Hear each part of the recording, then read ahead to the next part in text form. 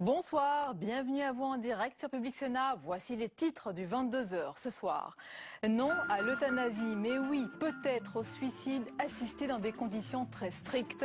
Le rapport du professeur Sicard remis au président de la République lance le débat autour de la délicate question de la fin de vie.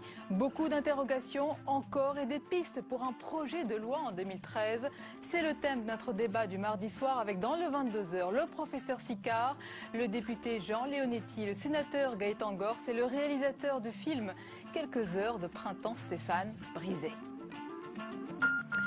Au lendemain de l'accord entre Jean-François Copé et François Fillon, les parlementaires de droite se sont réunis, non pas pour brandir l'arme du référendum comme c'était prévu, mais pour saluer la sortie de crise et le nouveau vote à venir en septembre 2013. Ce soir, François Fillon semble revenir sur sa décision de ne pas être candidat. La procréation médicalement assistée sera-t-elle comprise dans le projet de loi du mariage pour tous? François Hollande a laissé toute liberté au Parlement, mais les députés socialistes sont divisés. Certains d'entre eux estiment que c'est trop tôt et que la question risque de radicaliser le débat politique. Notre invité pour en parler, c'est la ministre déléguée à la famille Dominique Bertinotti tout à l'heure.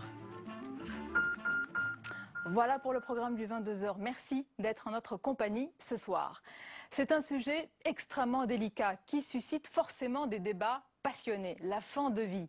Le rapport du professeur Sicard remis au président suit une ligne de crête. Non à l'euthanasie, c'est clairement dit dans le rapport, mais il lance une réflexion prudente, certes, pour laisser la possibilité aux malades incurables d'absorber un produit létal. Tous les détails avec François Goulin.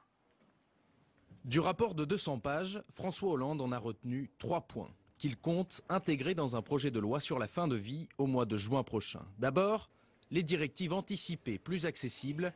Il s'agirait d'un formulaire signé par un adulte bien portant et un médecin en cas de maladie grave pour clarifier ses volontés sur la fin de vie. Deuxième point, les soins palliatifs. Le rapport préconise leur généralisation et un suivi du patient dès l'annonce de la maladie.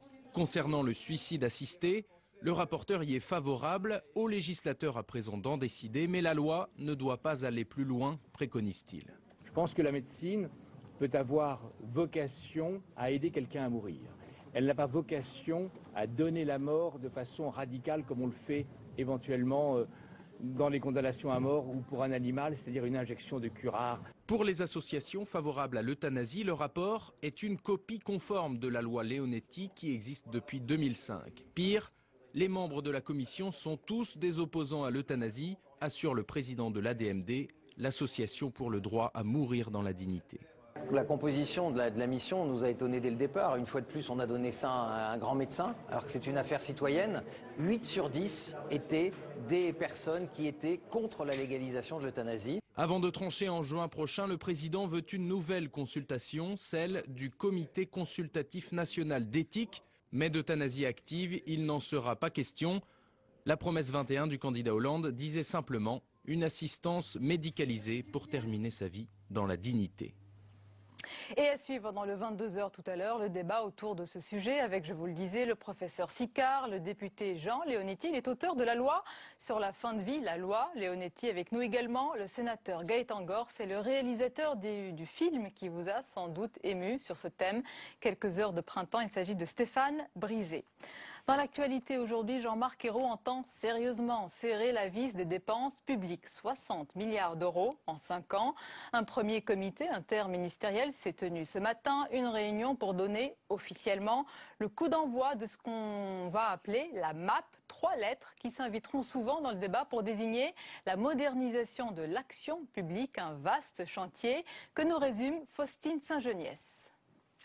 3 lettres, MAP, modernisation de l'action publique, pour de grands chantiers lancés ce matin par le Premier ministre Jean-Marc Ayrault. Objectif, réduire de manière drastique des dépenses publiques et surtout simplifier l'administration. 40 politiques publiques seront évaluées dès 2013, toutes seront passées au crible d'ici 2017. Il y a donc des principes, des priorités différentes avec ce gouvernement. 1, dialoguer. 2, partir de la réponse aux besoins du public et donc pouvoir justifier vis-à-vis des citoyens les mesures de réorganisation de l'économie.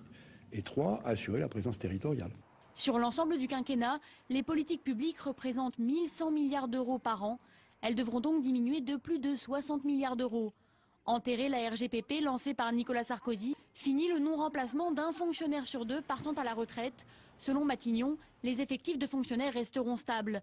Un jeu de dupes pour les représentants de force ouvrière. La modernisation de l'action publique, c'est ni plus ni moins qu'une RGPP nouvelle formule. Il n'y a rien de nouveau, si ce n'est qu'on a supprimé la position de non-remplacement d'un fonctionnaire sur deux partant à la retraite par un redéploiement des effectifs vers les ministères prioritaires. Ce qu'on va à effectif constant, on va enlever à Paul ce que l'on va donner à Pierre. Dès l'an prochain seront passés au crible les aides à la famille, l'assurance maladie ou encore la formation professionnelle des demandeurs d'emploi. Et à propos de Jean-Marc Ayrault, François Hollande ne voit aucune raison, je cite, de le remplacer au poste de Premier ministre. Selon des propos recueillis par Le Point, le président estime que ce dernier accomplit son travail dans la loyauté et la fidélité. Dans l'hebdomadaire à paraître cette semaine, le chef de l'État évoque aussi le dossier Florange, promettant d'y revenir et exprimant également des regrets sur la gestion du dossier de restructuration du site sidérurgique, en particulier sur le conflit entre Jean-Marc Ayrault et Arnaud Montebourg. Dans l'actualité également aujourd'hui, le bonheur des retrouvailles entre fillonistes et copéistes. Les parlementaires qui s'étaient rangés derrière l'un ou l'autre des candidats à la présidence de l'UMP se sont retrouvés aujourd'hui. Initialement rassemblés pour voter sur un nouveau scrutin, députés et sénateurs ont finalement célébré l'accord, bien sûr, entre les deux belligérants, entériné à l'unanimité au bureau politique, non sans crainte des séquelles qui ne s'effaceront pas du jour au lendemain. On voit tout cela avec Cécile Sixou. Ce matin, les sénateurs UMP ont retrouvé le sourire. Hier soir, Jean-François Copé et François Fillon ont signé l'armistice. C'est la fin d'une situation qui était devenue compliquée, difficile pour tous nos adhérents, pour tous nos militants, qui se disaient nos électeurs sont là, on l'a vu aux élections législatives partielles, mais on aimerait bien qu'à Paris ils arrêtent. À l'Assemblée, du coup, changement de programme. Le référendum parlementaire organisé par Bernard Accoyer et prévu ce matin est annulé. Mais les sénateurs font quand même le déplacement. Une manière de montrer une famille UMP à nouveau unie. C'est la marque que nous avons envie d'être tous ensemble dans une UMP qui, j'allais dire, prenne un certain nombre de directions, des moyens de fonctionnement. C'est ce à quoi nous réfléchirons. Si les deux partis ont trouvé un terrain d'entente pour revoter en septembre 2013, d'ici là, il reste encore beaucoup de détails à régler. Il y aura une phase transitoire qui va être mobilisée à la fois pour refondre les statuts, pour réécrire le règlement intérieur, pour essayer de trouver des voies pour travailler ensemble. Travailler ensemble, rien n'est encore gagné pour beaucoup de parlementaires qui savent les séquelles laissées par un mois de guerre fratricide. On verra comment se passe maintenant l'ambiance à l'UMP, parce que l'ambiance à l'UMP, c'est avec une équipe partagée et tout, ça peut être un retour de la confiance ou ça peut être un peu compliqué pendant 6 mois. En attendant, tous espèrent pouvoir se remettre au travail et retrouver leur rôle d'opposition. Et justement, il avait dit qu'il ne serait probablement plus candidat en cas de nouveau vote. Eh bien, pas sûr que François Fillon ne change pas d'avis. Pour le moment, il affirme que sa décision n'est pas prise. Il laisse donc planer le doute. On l'écoute ce soir sur le plateau du 20h de France 2. Je n'ai pas pris de décision. Je la prendrai en fonction de la situation politique et avec mes amis. Mais quelle est votre envie, Je ne mène pas ce combat pour moi. Et je voudrais pouvoir me concentrer, me consacrer à un dialogue plus direct avec les Français qu'à travers une formation politique. Je me bats pour des idées, je me bats pour une ligne politique, je me bats pour des valeurs et pour des principes. C'est l'actualité de la soirée. Le budget 2013, on vient de l'apprendre, a été rejeté en dernière lecture au Sénat. Un rejet très iconoclaste, puisqu'il a été voté par toute la gauche sénatoriale, socialiste compris, oui. L'explication de ce choix étonnant, eh bien la gauche sénatoriale a ainsi voulu éviter que la droite fasse de l'obstruction et empêche le vote de ce texte dans les temps impartis par la Constitution. Ils ont donc préféré faire rejeter immédiatement le projet de loi. Autre actualité, les parlementaires socialistes unis pour soutenir le texte du gouvernement sur le mariage pour tous. Une unité moins évidente quand il s'agit d'y inclure la procréation médicalement assistée, la PMA. Après un premier très long débat, aujourd'hui, le groupe PS à l'Assemblée décidera demain s'il faut inclure à la faveur d'un amendement cette PMA. Les débats sont vifs et les avis divergent. Notre invité politique pour en parler ce soir, c'est la ministre déléguée à la famille, Dominique Bertinotti. Bonsoir. Bonsoir. Et bienvenue à vous. Alors, le président François Hollande avait laissé le choix au Parlement donc d'inclure cette PMA ou pas dans le projet de loi sur le mariage pour tous. Au vu des débats qui sont vifs ce soir, est-ce que c'est forcément un service qui a été rendu au Parlement ? Moi, je pense que oui, parce que ce que le président de la République souhaitait, c'est que dans la loi figure l'engagement 31, c'est-à-dire le mariage et l'adoption. C'est donc le texte de loi qui a été présenté, en cela tout à fait fidèle à l'engagement qui avait été pris pendant la campagne présidentielle. Ensuite, il y a d'autres questions qui peuvent être soulevées, et c'est au fond une forme de respect du travail parlementaire. Donc, c'est aux parlementaires maintenant de décider quels sont les amendements qu'ils veulent voir porter. Mais vous confirmez que sur cette question délicate de la PMA, ils sont divisés, ils sont très réservés ? Je ne sais pas si on peut parler de division. Je pense qu'il y a une discussion qui est une discussion tout à fait saine. C'est une loi sociétale, donc il est normal qu'il puisse y avoir effectivement des discussions. Et ce matin, ils ont eu déjà l'occasion de vous l'exprimer. Vous étiez avec votre collègue Christiane Taubira. Tout à fait. Et puis, qu'est-ce qu'ils vous ont dit précisément? Parce que certains assurent que c'est pas le moment, que c'est trop tôt. Est-ce que vous entendez, vous comprenez ce qu'ils disent? Eh bien, c'est un sujet trop important qui pose des questions médicales, bioéthiques. Prenons le temps. Mais c'est leur avis et moi je respecte vraiment les avis des parlementaires. Après, on peut avoir des regards un petit peu différents. La procréation médicalement assistée existe déjà, est déjà légale en France, puisque les couples hétérosexuels qui sont jugés donc infertiles peuvent avoir recours à la PMA. Voilà. Et c'est déjà le cas, puisqu'il y a à peu près 1500 enfants qui naissent par an. Homosexuels. Oui. Voilà. Mais est-ce que vous pensez que les esprits sont suffisamment mûrs? Est-ce qu'il ne faut pas d'abord au préalable une révision des lois bioéthiques?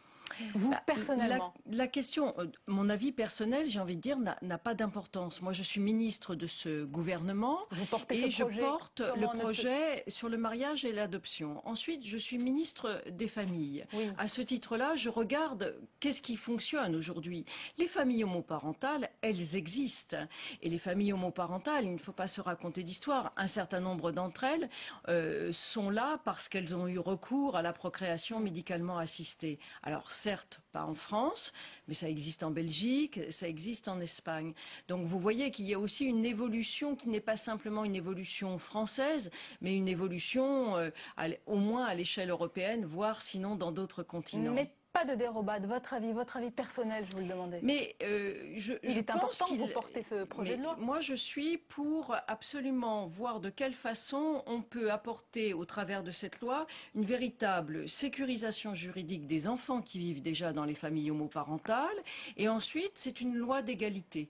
Donc, voilà, laissons apprécier cette notion d'égalité et cette nécessaire protection juridique des enfants. Des élus socialistes ont interpellé hier le président de la République réclamant plus de social. Ils disent du sociétal, oui, d'accord, c'est bien, mais il faut se concentrer sur le social, sur la lutte contre le chômage. Ils ont tort?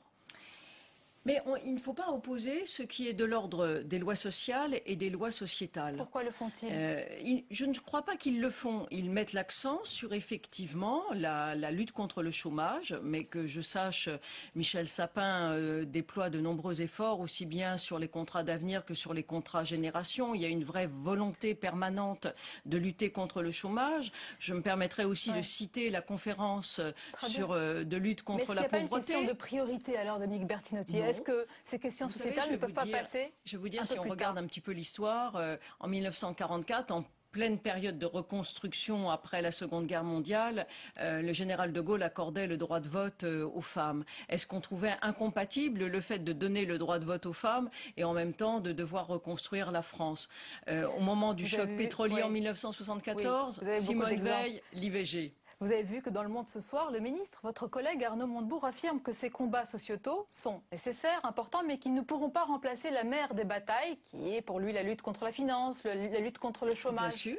Mais bien sûr, l'un n'est pas incompatible de l'autre et l'un ne peut pas se substituer à l'autre, mais tout doit avancer parce que il s'agit de faire progresser la société vers plus de justice, vers plus d'égalité, et des lois sociétales participent aussi à cette justice et à cette égalité. On le sait, on ne gouverne pas avec les sondages, mais quand même, la chute du couple exécutif se poursuit. Est-ce qu'il ne faut pas se concentrer plus, et là je vous dis que c'est une question de priorité, sur ces dossiers sociaux forcément qui intéressent plus les Français ? Mais vous savez, c'est aussi la volonté de François Hollande qui avait pris l'engagement que cette loi serait votée lors du premier semestre 2013. Donc il y a aussi une volonté de faire respecter l'engagement, la parole tenue. Et la lutte contre le chômage, pour le pouvoir d'achat, contre la pauvreté, c'est une lutte qui commence aujourd'hui, qui doit se poursuivre, qui va se poursuivre dans les mois et les années qui viennent. Je vous rappelle l'engagement de François Hollande qui veut inverser la courbe du chômage à la fin de 2013. Et ça approche et ça ne va pas dans cette tendance-là pour le moment. On n'est pas encore en 2013. Dans un entretien à paraître dans le magazine Les Inrocks, je l'ai lu tout à l'heure, je crois qu'il est à paraître ce jeudi, vous dites ceci: la hiérarchie ecclésiastique est arc-boutée sur une vision qui n'existe plus, à propos donc de son opposition, j'imagine, au projet de loi ouvrant le mariage et l'adoption en couple homosexuel. Décidément, l'Église n'est pas en odeur de sainteté dans votre gouvernement après l'attaque de Cécile Duflot. Je me permets vraiment d'insister sur la hiérarchie ecclésiastique parce que je pense que même, oui, mais je pense que à l'intérieur même de l'Église, il y a des fidèles qui trouvent ces positions radicales beaucoup trop excessives. Pourquoi? Tout simplement parce que les fidèles qui ont des convictions religieuses vivent dans notre société d'aujourd'hui. Et la société d'aujourd'hui, c'est une diversité familiale. Ils sont touchés par le divorce, ils sont touchés par la recomposition des familles. On a quand même l'impression que l'Église, elle est un peu hors du temps, elle est un peu hors de la société, selon vous. Est-ce que vous ne versez pas un petit peu, et on l'a dit après l'attaque de Cécile Duflot, dans la cathophobie? Pas du tout. Pas du tout. Moi, mais je suis très. Peut-être, mais quand, si vous voulez, on parle d'inceste ou de polygamie, je pense que c'est aussi des propos qui ont été que moi j'ai trouvé très choquant. Choquant.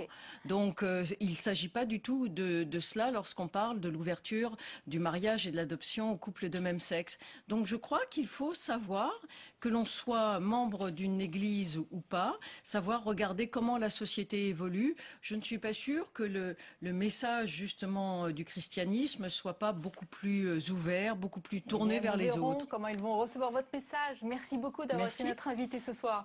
La suite du 22h et dans un instant, place au débat du mardi soir autour de la fin de vie. La mission Sicard, du nom du professeur Sicard, a donc rendu aujourd'hui son rapport au président de la République.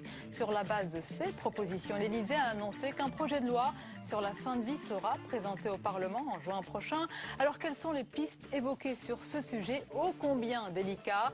Le professeur Sicard nous en parle dans un instant avec d'autres invités. C'est juste après le tour de l'info de Mounir Soussi. Regardez.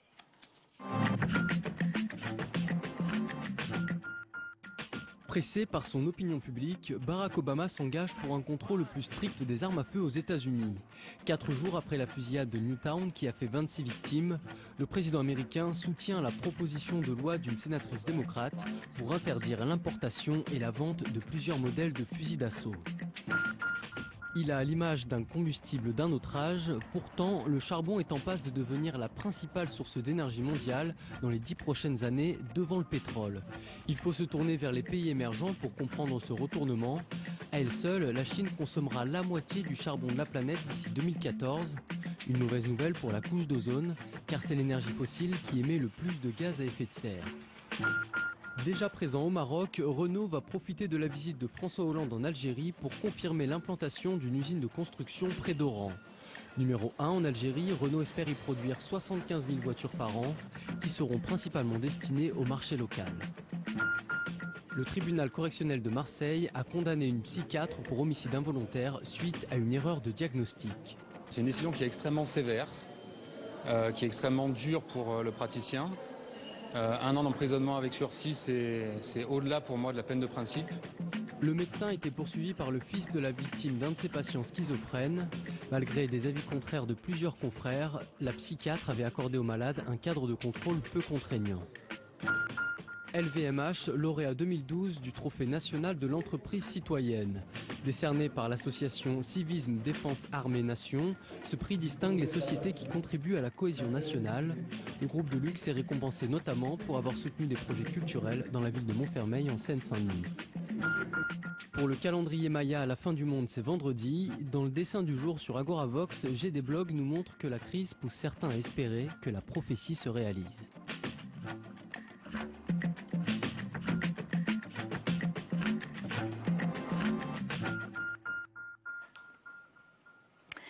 La suite du 22h est place à présent au débat du mardi soir sur un thème sensible et délicat parce qu'il touche à l'essentiel, à la vie, à la mort. Il s'agit de la fin de vie.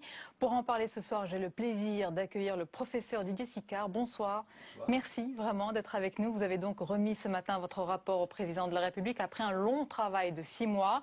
Vous êtes également, je le rappelle, président d'honneur du Comité consultatif national d'éthique. Avec nous également Jean Leonetti, bonsoir. Bonsoir. Merci également d'être avec nous. Vous êtes député des Alpes-Maritimes. Vous êtes l'auteur de la loi sur la fin de vie, la loi Leonetti. Avec nous également le sénateur socialiste Gaëtan Gors, bonsoir. Bonsoir. Vous êtes auteur d'une proposition de loi en juillet 2012 visant, je cite, à mieux comprendre les demandes des malades en fin de vie exprimant une volonté de mourir. Et avec nous également Stéphane Brisé, bonsoir. Bienvenue. Vous êtes cinéaste, vous avez réalisé le film que vous avez sans doute vu, Quelques heures de printemps, sorti en septembre dernier. Je rappelle aux téléspectateurs, pour ceux qui ne l'ont pas vu, que le film aborde la question du choix de mourir dans la dignité à travers l'histoire d'une femme atteinte d'un cancer incurable et qui décide de partir en Suisse pour y abréger ses souffrances, car là-bas, le suicide assisté est tout à fait légal. On verra un extrait de la bande-annonce tout à l'heure. Alors messieurs, avant de commencer notre discussion, je vous propose de suivre notre journaliste Sandra Cerquera. Elle s'est rendue dans une unité de soins palliatif à l'hôpital Paul Brousse, c'est à Villejuif, et dans une maison médicale, Jeanne Garnier, c'est la première unité de soins palliatifs à Paris. Regardez. Madame Cossia, on vient voir d'abord si vous êtes bien installée. Iris est fatiguée, mais elle sourit. Épuisée par un cancer des os, elle ne sait plus quoi faire de son corps tant la douleur est grande. Plus aucun traitement n'est efficace. Parce que le dernier que j'ai fait, ça n'a pas marché, la molécule. Donc pour l'instant, tout est arrêté. Il n'y a plus de chimie à faire, donc on attend. Ce sont les soins palliatifs qui l'ont soulagée. Ici, personne n'évoque la possibilité de mort volontaire. Ne pas entreprendre un traitement superflu est autorisé par la loi Leonetti de 2005, une loi méconnue et donc mal appliquée selon cette infirmière. Il faut absolument qu'on en parle, que les gens sachent ce que c'est, connaissent leurs droits, connaissent tout ce dont ils peuvent avoir accès. Je pense qu'il y a un gros manque de connaissances et surtout il n'y a pas assez d'unités de soins palliatifs, et pas assez de médecins ou d'infirmières formés non plus. L'acharnement thérapeutique est interdit par la loi, mais pour ce docteur, il est indéniable que le droit à laisser mourir reste encore mal compris. Certains médecins seraient tentés de poursuivre le traitement, car décider de la fin de vie avec la famille n'est pas facile et prend du temps.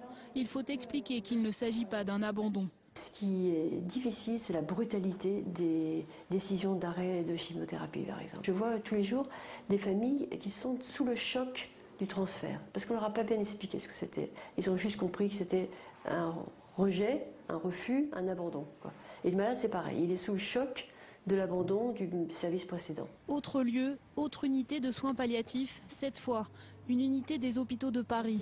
Là aussi, on est confronté à la fin de vie au quotidien. Selon ce médecin, on s'inquiète beaucoup du droit de ceux qui demandent à mourir, mais pas assez de ceux qui auraient la responsabilité du geste. Il dit ne pas avoir été formé pour donner la mort. Ce n'est pas le rôle de la médecine que de faire disparaître les malades. Si on va dans ce sens-là, je pense qu'il faut s'inquiéter un peu de la mission qu'on assignerait à la médecine. En revanche, pour un certain nombre de patients qui sont assez rares, mais qui existent, pour un certain nombre de patients, cette question se pose. Et il me semble que c'est vraiment une question qui est posée à l'ensemble du corps social, où peut-être la médecine doit prendre une part, mais il est impossible que ça se résume à une problématique médicale. Avec le suicide assisté, comme cela existe en Suisse, ce n'est pas le médecin qui fait le geste, mais le malade lui-même. C'est une des propositions du rapport Sicard, qui fera peut-être partie du projet de loi sur la fin de vie prévu en juin 2013. Et retour sur le plateau, nous allons bien sûr évoquer en détail les conclusions du rapport du professeur Sicard qui est avec nous. Mais d'abord, professeur, ce sujet, la fin de vie, entraîne souvent des avis opposés, des dichotomies extrêmement tranchées qui virent parfois, malheureusement, à la foire d'empoigne. On sait que vous avez effectué un tour de France avec des débats citoyens. Quel était le climat? Est-ce que vous avez mené des consultations dans un climat serein? Je craignais au départ que ce soit un climat d'affrontement permanent. Je me suis dit, dans la salle, je vais avoir une association militante et puis une association religieuse qui vont ne pas s'entendre. Et j'étais frappé de la maturité des citoyens, leur tolérance. Mais au fond, je les mettais dans une situation particulière, c'est-à-dire que je les faisais travailler. Et les gens étaient très étonnés que j'arrive à faire travailler des citoyens comme ça, gratuitement, en les mettant dans des salles, dans des petits ateliers, 15 personnes, qui se découvraient, qui découvraient leur histoire réciproque, et qui apprenaient à s'écouter dans leurs arguments réciproques. Ils partaient déjeuner et entre 2h et 4h, ils restituaient leur travail. Et à ce moment-là, ils prenaient conscience de la complexité. Et à chaque fois, cette expérience renouvelée leur donnait l'impression que c'était eux qui avaient créé le questionnement et qu'on ne leur imposait pas un questionnement de l'extérieur. C'était assez même presque touchant quand les citoyens me remerciaient de leur avoir donné la parole, et que cette parole soit une parole construite, une parole qui est encouragée par les films, Quelques heures de printemps, par le film de Haneke, c'est-à-dire une parole, mais en même temps dont ils saisissaient de savoir comment elle pouvait être transférée dans le monde réel. Et j'étais beaucoup plus impressionné par leur maturité que par les postures que j'ai toujours rencontrées dans les institutions, dans la médecine, comme si elle apportait la réponse avant la question.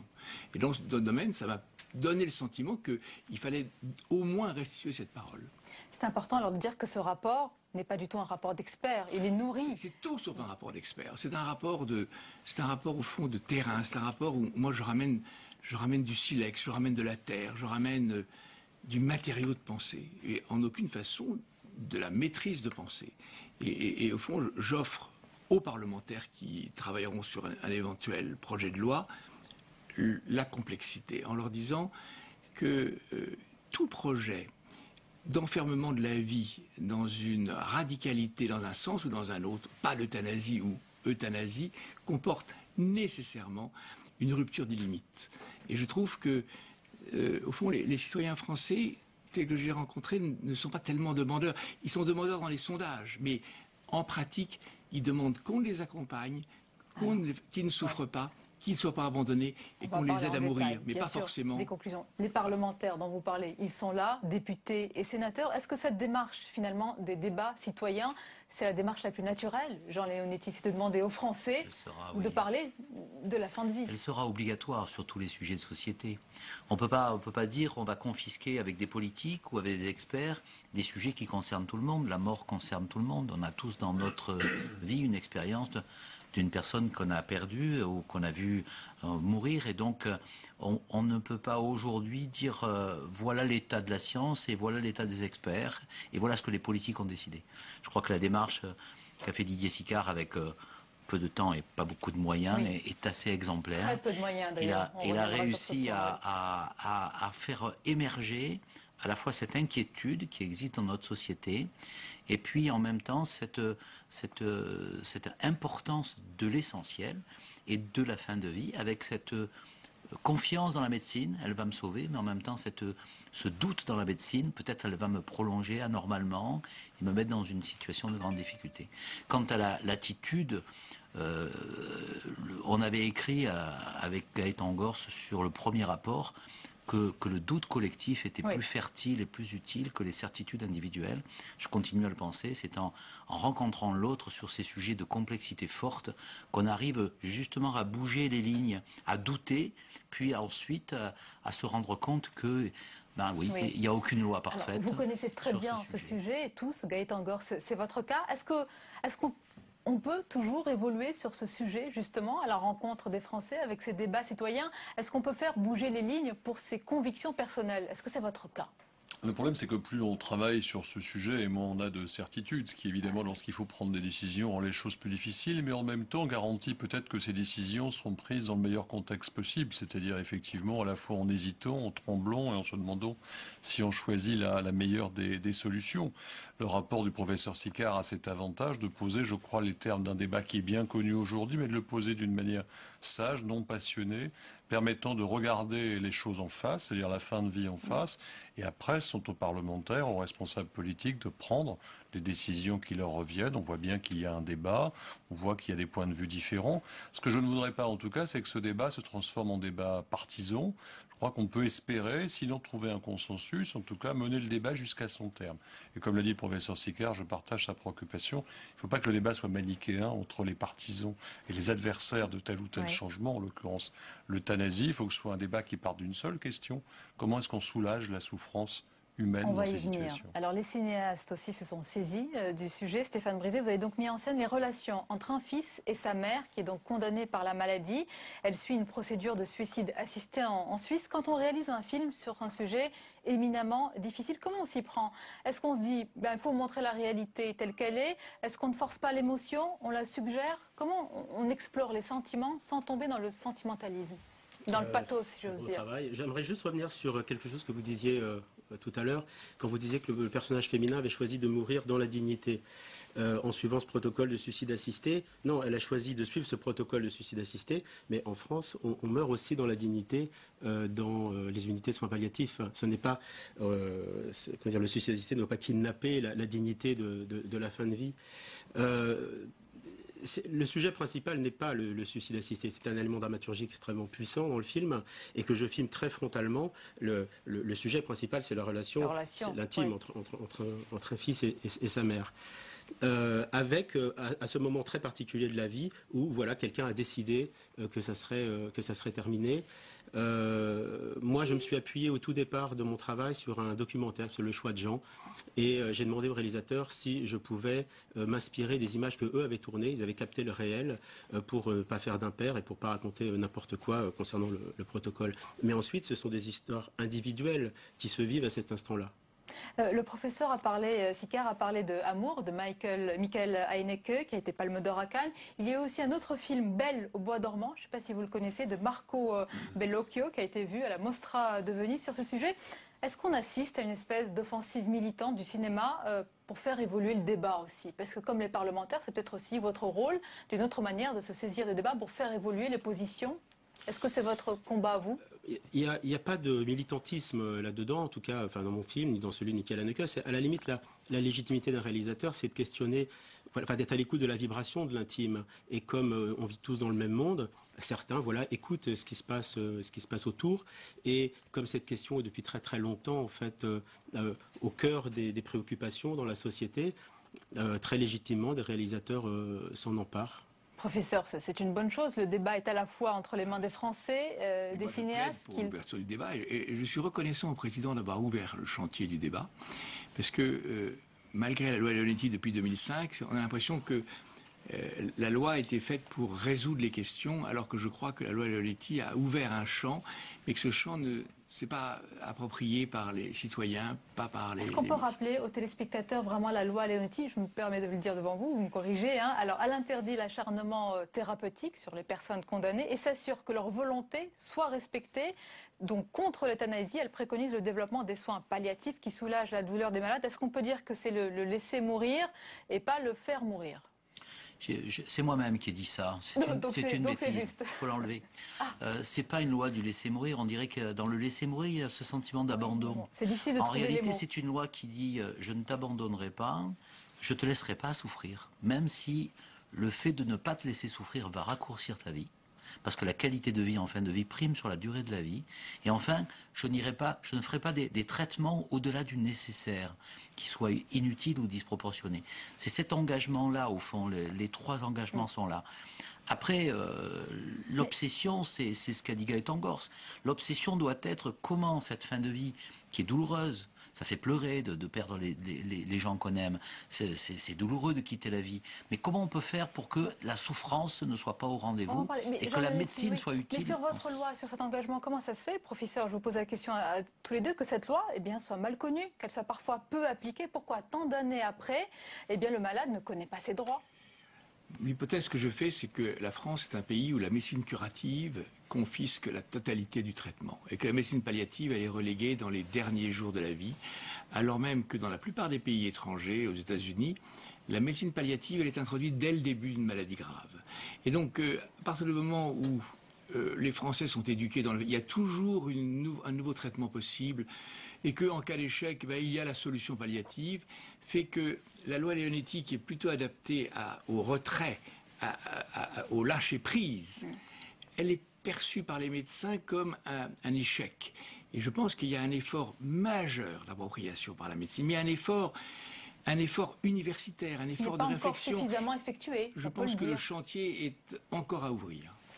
Vous voyez un petit peu pas d'accord. Non, je crois qu'il y a d'autres aspects. Je pense que la loi a été votée. Je pense que Jean Leonetti, et on était ensemble pour y parvenir, est allé au bout de ce qui était possible législativement à l'époque, et qu'il y a un malaise autour de ce texte, en tout cas y compris d'une partie de ceux qui l'ont voté. Et on voit bien que certains l'ont voté parce que voilà, il fallait que les choses bougent. On a vu au sein de la commission la nécessité d'intervenir pour que des situations comme celles auxquelles on est confronté ne puissent pas continuer. Mais en même temps, cette loi va beaucoup plus loin qu'on ne le dit. Et Jean Leonetti évoque souvent la question de la sédation. Cette loi indique très clairement que lorsque le malade souffre dans des conditions qui ne peuvent pas être apaisées autrement que par une sédation importante, qui peut avoir un effet immédiat, différé mais terminal, cette sédation doit intervenir et le médecin a la responsabilité, pour le faire, le devoir, pour soulager le malade, de le faire. On est très près de ce qu'on a tendance, à ce qu'on appelle l'euthanasie. Clairement, c'est un acte médical de la part du médecin. Mais pour alléger la souffrance, et on est très près de ce qu'on appelle l'euthanasie. Et ceux qui l'ont compris, évidemment, qui sont hostiles, sont gênés d'une façon, et ont été gênés par cette loi, qui au contraire a le mérite, me semble-t-il, de bien aborder le problème, de faire évoluer les choses, mais d'une façon tellement finalement poussée qu'elle suscite des réserves des deux côtés. Pourquoi une nouvelle loi ? Si on apprend ce soir que la loi Leonetti donc arrive jusqu'à ce maximum, entre guillemets, du débat, pourquoi une nouvelle loi ? Comme toujours, c'est le problème de l'inflation législative. Aucune loi ne résoudra les questions, même les Belges ont proposé 22 lois nouvelles sur l'euthanasie depuis 2002, parce qu'ils trouvent chaque année de nouveaux cas qu'il faudrait inclure. Et donc, on s'aperçoit que toute loi dans ce domaine, lorsqu'elle veut être très précise et inclure, se heurte au dépassement.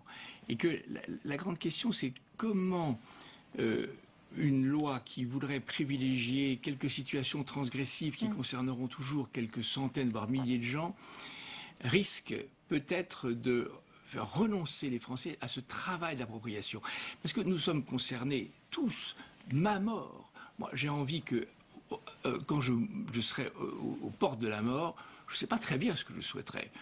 Est-ce que je souhaiterais qu'on me propose une fiole avec des barbituriques qui m'enverront à Patresse, ou est-ce que j'aurais confiance dans un médecin qui ne me lâchera pas et à qui, quand je lui dirai « Écoutez, je crois vraiment que je n'en peux plus ». Vous avez une réponse à cette question ? On peut avoir une réponse à cette question ? Eh bien, je pense que le médecin qui pourrait me dire « Ayez confiance, je ne vous abandonnerai pas » et qui me donnerait un médicament qui me permettra doucement de disparaître au sein de ma famille, me paraît, c'est ce que j'espère, au fond, comme n'importe... Au fond, l'euthanasie a quelque chose, en même temps, de miraculeux, parce qu'on a l'impression qu'on va acquérir la sérénité, parce qu'on pourra décider de sa mort, mais qui crée l'effroi de la société et l'effroi des gens qui vous aiment et qui sont autour. Un suicide n'est jamais un cas qui tout suicide met en cause la société. C'est pour ça que dans votre rapport, c'est très clair. Vous fermez la porte à l'euthanasie, mais vous lancez donc la réflexion autour, on va l'appeler ainsi, c'est le suicide assisté en France dans des conditions extrêmement précises. Je veux d'abord, Jean Leonetti, qu'est-ce que vous pensez justement de cette évolution donc de votre loi ? Moi, je suis d'accord avec les évolutions qu'a proposé Didier Sicard sur la loi. Je veux dire que ce que vient de dire Gaëtan Gore, ce qu'on a entendu dans le film au départ, cette dame qui dit quand on arrête la chimiothérapie, alors tout est perdu. Et non. Si on arrive à mêler le curatif et le palliatif, si on arrive à dire qu'à la fois la médecine elle est faite pour guérir et pour sauver, mais aussi pour soulager et accompagner, alors on a une médecine qui est beaucoup plus globale et qui prend le malade en charge de manière globale, de manière citoyenne et solidaire.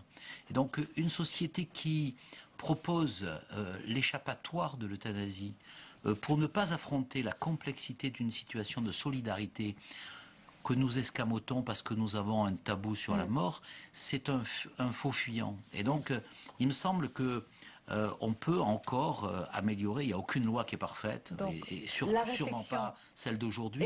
Elle peut être améliorée. Mais pardonnez-moi, en vous écoutant, on a quand même l'impression que, quelle que soit la loi, elle laissera de côté l'immense majorité des cas désespérés, ceux qui sont vraiment très dégradés. Que fait-on pour eux, professeur et sénateur Gaëtan-Gors?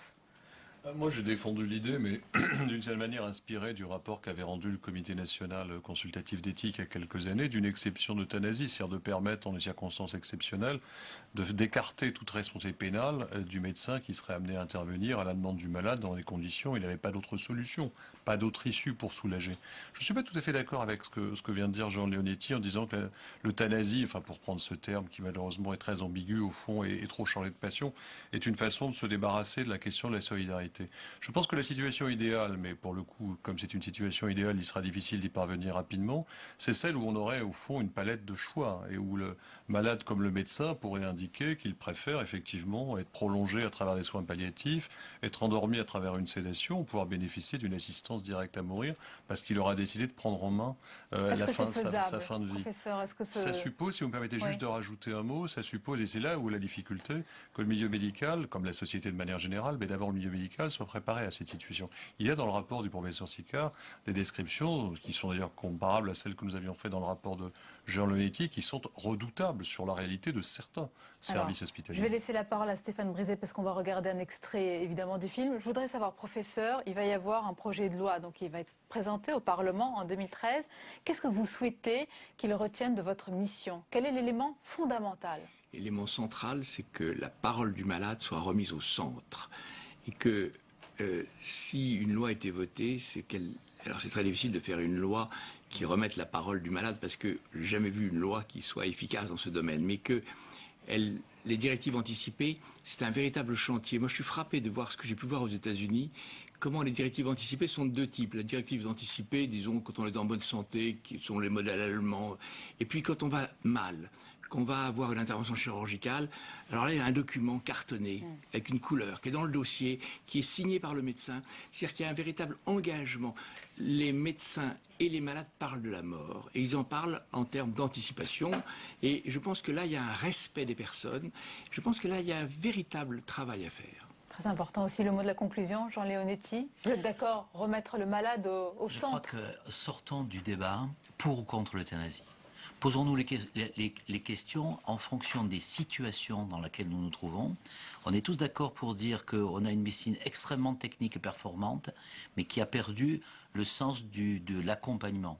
Et soyons d'accord aussi pour dire qu'aujourd'hui, on n'a pas tiré, malheureusement, de la loi actuelle toutes les possibilités qui sont les siennes pour aller jusque dans des zones grises. L'utilité de la mission du professeur, donc.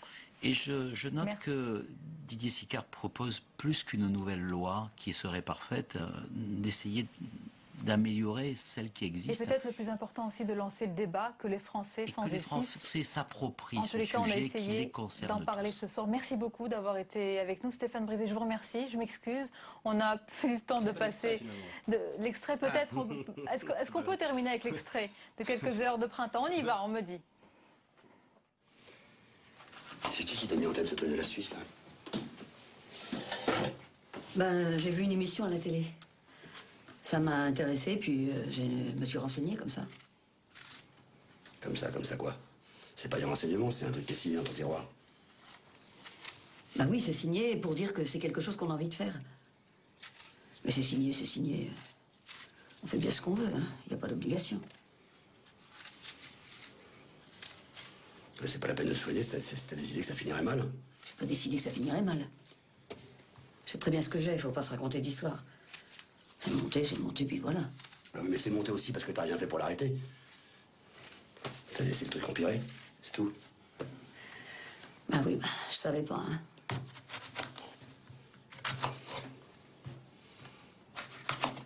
Bah oui, tu savais pas, tiens.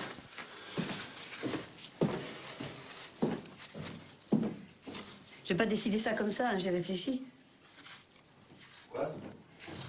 Je te dis, j'ai pas fait ça comme ça, j'ai réfléchi.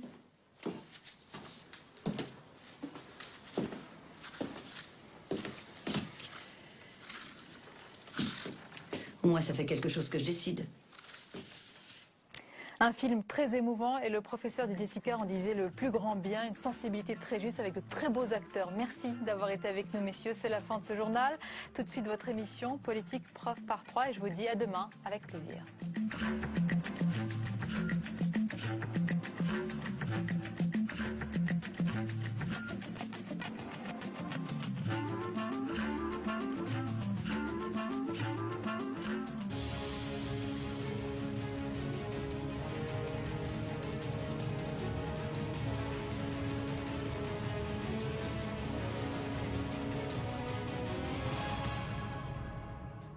La ministre de la Santé et des Affaires sociales est l'invitée de Preuve par 3. Bonsoir Marisol Touraine. Bonsoir. Et merci d'être avec nous pour nous éclairer sur un grand nombre de questions qui vous incombent et qui sont très variées, nous allons le voir.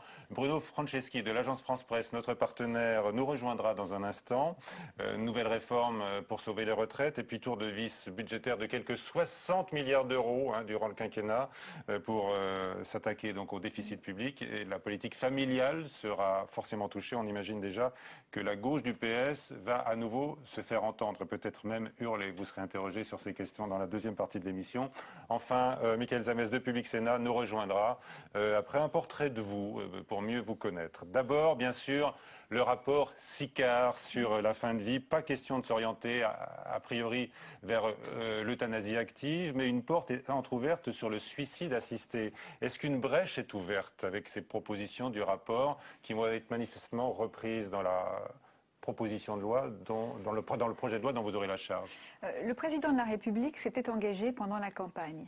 Il s'était engagé à ce qu'une aide active puisse être apportée à ceux qui, confrontés à une maladie grave, incurable, et ne vivant pas leur fin de vie de manière digne, puissent être aidés. Il a donc souhaité qu'un débat s'engage. Et c'est ce débat qu'a mené le professeur Sicard avec son groupe, qui a permis la présentation du rapport remis ce matin au président de la République. Ce rapport montre qu'il y a de très grandes attentes. Et nous le savons bien, les Français aujourd'hui souhaitent que leur liberté, leur dignité, leurs droits soient reconnus jusqu'au bout de leur vie. Ils veulent vivre pleinement, y compris dans la maladie, et décider de la façon dont leur vie doit s'arrêter. Et donc face à cela, le rapport fait un certain nombre de préconisations, d'orientations, mais très générales. Et c'est pourquoi le président de la République a souhaité saisir le Comité consultatif national d'éthique pour que des précisions soient apportées sur les conditions précises. Non, c'est un débat qui ne sera plus public. C'est le comité qui va se réunir et remettre avant le mois d'avril prochain des recommandations sur la manière précise dont on peut améliorer les soins palliatifs qui aujourd'hui sont mal connus, y compris du personnel soignant, sur la manière dont très strictement encadré, on pourrait imaginer qu'une personne fasse le geste elle-même de mettre fin à ses jours. Le malade lui-même. Le malade lui-même. Et puis sur... C'est ce qu'on appelle le suicide assisté. C'est une des nouveautés peut-être qui apparaît dans ce rapport. On s'aperçoit qu'il y a là une demande et aussi une façon de respecter la volonté des médecins, de rester en dehors de ce processus. Et puis une réflexion sur la dignité. Qu'est-ce que c'est qu'accompagner le malade dans la dignité jusqu'au bout de sa vie. De la part du personnel médical. De la part du personnel médical. Donc il y aura une réflexion qui va aboutir au mois d'avril. Et c'est sur cette base-là qu'un projet de loi sera présenté au mois de juin. Mais ça veut dire que l'euthanasie active, c'est-à-dire le geste médical pour mettre fin à la vie, n'est pas exclu dans ce projet de loi, parce que vous dites qu'il faut accompagner, il faut que le personnel médical accompagne également. Je ne dis pas il faut, je dis simplement que le président de la République a souhaité que le Comité national consultatif d'éthique puisse définir les conditions dans lesquelles ce serait envisageable. À partir des recommandations que fera le comité consultatif, nous élaborerons un projet de loi. Mais donc on voit bien qu'il y a 3 orientations précises qui sont données, fixées à la réflexion. Moi je veux souligner que ça représente un pas très important. Une brèche, je vous posais la question sur une brèche. Une brèche, en tout cas un pas en avant. J'ai eu l'occasion de le dire, je crois qu'il est temps de pouvoir mieux prendre en compte les attentes de nos concitoyens, leur volonté de dignité et que cette dignité s'exprime et soit réalisée jusqu'au bout de la vie. Est-ce que le mot euthanasie sera dans le texte de loi? Parce qu'on a du mal manifestement à non, mais je ne peux pas vous répondre aujourd'hui. Ah bon. Il y a une saisine du comité consultatif qui va définir... De quoi est-ce qu'on parle? On parle des manières de permettre à une personne qui est malade, qui est confrontée à une maladie incurable, qui porte atteinte à la conception qu'elle a d'elle-même, aux relations qu'elle peut avoir avec ses proches ou avec son entourage, qui la fait souffrir de façon forte. Donc on parle de ces personnes-là et on se demande comment on peut répondre à leur demande, lorsque leur demande s'exprime, évidemment. Comment on peut répondre à leur demande de finir leur vie dans la dignité? Eh bien, un cadre précis qui répond à des règles éthiques fortes, un cadre précis et strict doit évidemment être élaboré et c'est ce à quoi nous allons travailler puisque le rapport Sicard a été remis à partir du moment où le comité consultatif d'éthique aura rendu ses conclusions. Donc voilà, on avance avec prudence et avec beaucoup de précautions sur ce sujet délicat, bien sûr. Ce sont des sujets délicats.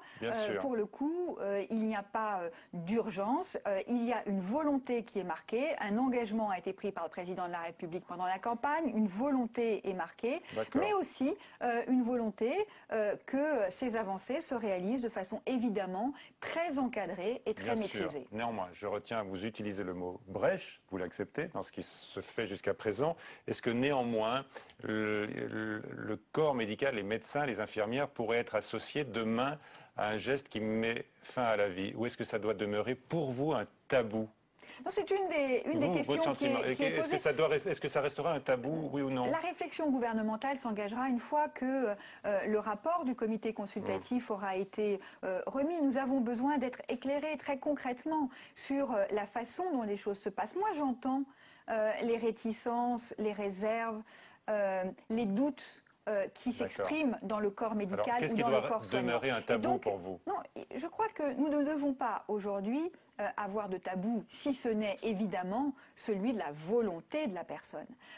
Nous devons évidemment faire en sorte que soit garanti le fait que la personne prend la décision, est accompagnée dans sa décision, et c'est un des sujets sur lesquels nous devons travailler davantage. Rendez-vous donc dans quelques mois avec ce texte très important, évidemment. Autre sujet de société, le mariage gay ou entre personnes de même sexe, puisque le gouvernement n'a pas d'avis, hein, Marisol Touraine, et s'en remet au Parlement. Est-ce que vous êtes, vous, personnellement favorable à l'aide médicale à la procréation pour les couples de lesbiennes?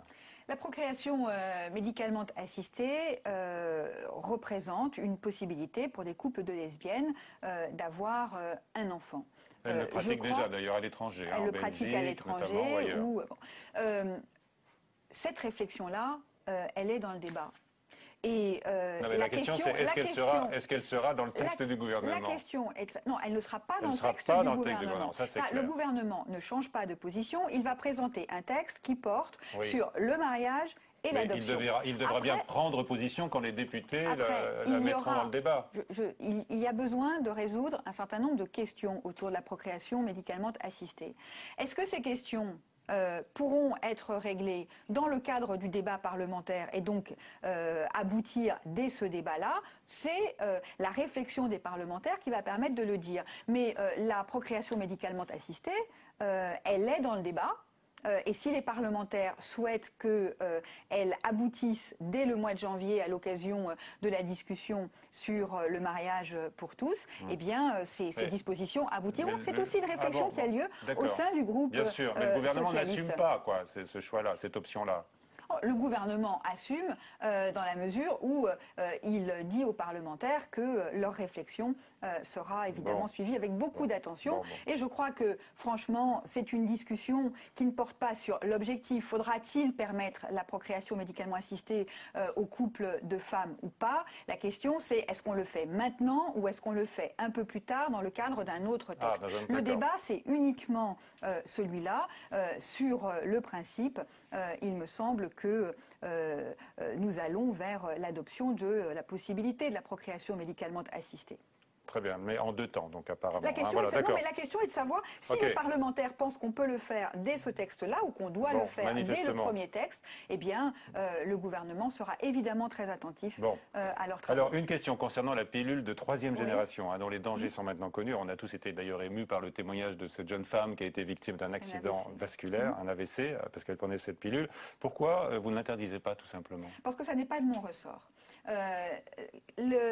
C'est l'Agence nationale de la sécurité du médicament qui prend la décision de mettre sur le marché ou d'interdire, de retirer du marché un médicament, et la pilule est un médicament. En revanche, j'ai saisi la Haute Autorité de Santé, je lui ai demandé quelle était l'analyse qu'elle faisait des risques de cette pilule, et au regard des analyses qu'elle m'a transmises, j'ai indiqué que cette pilule serait déremboursée, et j'ai demandé que soit informé de façon extrêmement rapide et vigoureuse l'ensemble des médecins des risques et des bonnes pratiques. Concrètement, ça veut dire quoi? Ça veut dire qu'aujourd'hui, il n'y a pas de raison de proposer spontanément à une femme de prendre la pilule de 3e génération. Elle n'apporte rien. Elle n'apporte rien de plus dans la très grande majorité des cas. Il y a des femmes pour qui ça représente une possibilité pour des raisons médicales.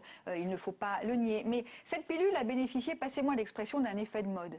Il y a 5 millions de femmes qui prennent une pilule de 3e ou 4e génération, et c'est devenu en quelque sorte la pilule dont parlent les jeunes femmes en particulier et les médecins. Il faut en finir avec ce réflexe qui consiste à la prescrire d'emblée et spontanément. Une question sur les médicaments génériques. Est-ce que vous allez imposer, alors je ne sais pas si c'est votre ressort là, que la composition et surtout la provenance géographique des molécules apparaissent sur les paquets, comme le demande Vegas, parce qu'on s'aperçoit effectivement, on veut bien être confiant dans les médicaments génériques, mais on s'aperçoit que 80% des molécules viennent de Chine ou d'Inde, où les contrôles sont défaillants.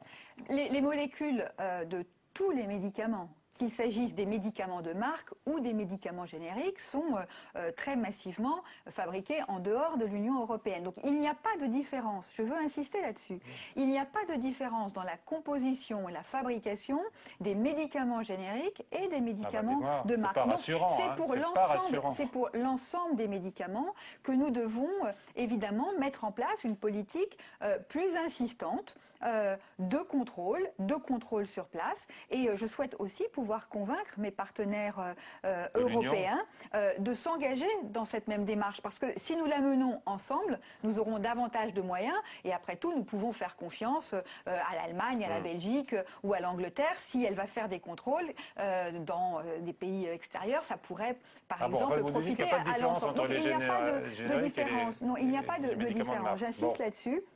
Nous avons besoin de plus de transparence, nous avons besoin de contrôle renforcé, mais cela c'est vrai pour l'ensemble des médicaments. Allez, un mot sur Gérard Depardieu. Il a dit qu'il a donc rendu son passeport, mais également sa carte vitale, dont il n'aurait jamais fait usage. Vous avez vérifié ce point-là? Non, je n'ai pas vérifié. Je crois que aujourd'hui, au fond, il faut tourner la page de cet épisode un peu regrettable et malheureux peut-être pour lui, et au fond appeler à la solidarité dans notre pays. Nous vivons une période de crise et il est utile que chacun fasse preuve d'esprit de solidarité pour le redressement de la France, parce que c'est bien de ça qu'il s'agit. Il faut que notre pays aille de l'avant, et c'est en se serrant les coudes qu'on ira de l'avant. Vous avez le ministre belge des Affaires étrangères qui dit bon, moi je suis prêt à accueillir tous les Français qui viennent. D'ailleurs, il y a 500 demandes de naturalisation. Vous parlez des contrôles au niveau de l'Europe. Là, au niveau de l'Europe fiscale, ce sont des avancées que nous avons à faire encore au niveau européen. On a beaucoup parlé de sujets de société. Certains, même à gauche, estiment qu'ils servent aujourd'hui au gouvernement de diversion, des chemins de traverse, dit par exemple Jean-Pierre Chevènement. Pas vous, on a compris, Marisol Touraine. Vous estimez bien que ces réformes vont de pair avec les réformes sociales, qui s'annoncent d'ailleurs beaucoup plus dur, très dur. On va le voir dans un instant. On va parler des retraites et puis des économies sur ce thème. Avant d'accueillir notre confrère de l'AFP, Bruno Franceschi, l'enquête de Jérôme Rabier. Mariage pour tous, fin de vie, droit de vote des étrangers ou encore salle de shoot, le gouvernement repart à l'offensive sur les questions sociétales. Sur le mariage pour tous, la gauche ne pouvait laisser la rue à l'opposition. Il s'agit aussi de faire oublier les cafouillages autour de Florange. Le plus important, c'est déjà d'arriver de la part de la gauche à montrer qu'il y a des mesures de gauche qui sont entreprises. Il pourrait s'agir, en tout cas c'est le cas un peu à l'heure actuelle, de la première véritable confrontation entre la gauche et la droite qui permet, en tout cas momentanément, au peuple de gauche de se retrouver derrière le gouvernement et derrière le président de la République. Au sein du parti, plusieurs visions s'opposent. Cette semaine, 15 parlementaires demandent de privilégier des mesures sur le pouvoir d'achat. Mais pour la direction, toutes ces réformes sont conciliables et même complémentaires. La mobilisation très forte des socialistes pour porter encore une fois ce droit nouveau dans la grande tradition d'une gauche qui marche sur ses deux pieds, le social et le sociétal. Je pense que dans l'équilibre, personne ne peut dire aujourd'hui que l'offensive du Parti socialiste s'engage en particulier ou principalement sur le terrain sociétal. On marche sur nos deux pieds. L'offensive socialiste sert aussi à souder toutes les composantes de la gauche, divisées sur les questions de budget notamment, mais les partenaires ne sont pas dupes. Moi, je me refuse à opposer des questions qui seraient sociétales à d'autres qui ne le seraient pas. Pour moi, une politique de gauche, elle